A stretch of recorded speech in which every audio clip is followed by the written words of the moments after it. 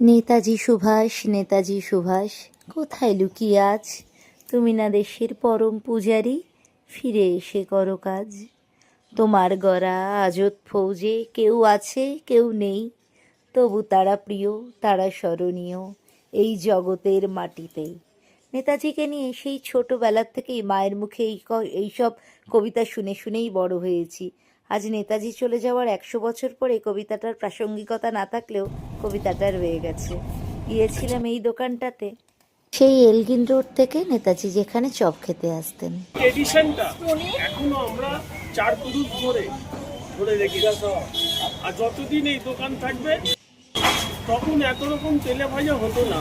তখন আলুর চপ, বেগুনি, পেঁয়াজি, ঘুগনি আর কাঠি ভাজা আর পলতা ভাজা, এই ছটা জিনিসই হতো।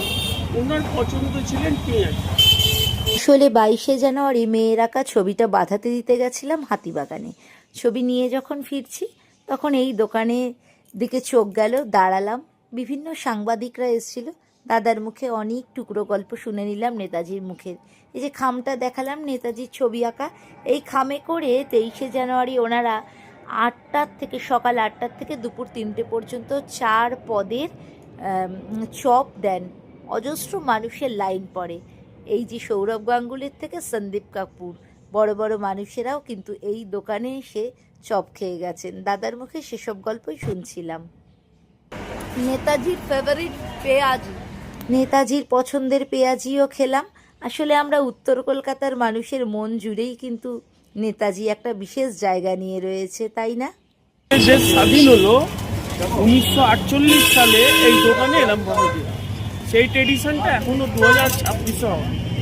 তাই 100 বছরের মুখেও এখনো দাঁড়িয়ে রয়েছে। 1942 থেকে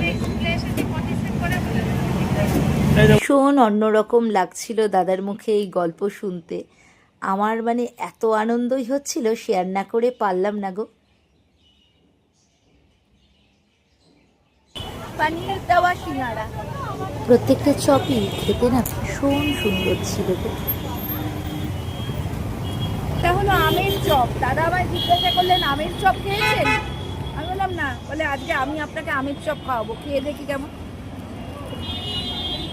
পরের দিন বাড়িতে এসে নিজের মতন করে ছোট্ট করে নেতাজির জন্মদিন পালন করলাম। আমার এই নেতাজিকে নিয়ে করা ভিডিও তোমাদের কেমন লাগলো কমেন্ট করে একটু জানিও না গো। আজকের গল্প তাহলে আমার এত পর্যন্তই থাক। আজ তাহলে আসি, আমি কিন্তু শুধু তোমাদেরই আরশি।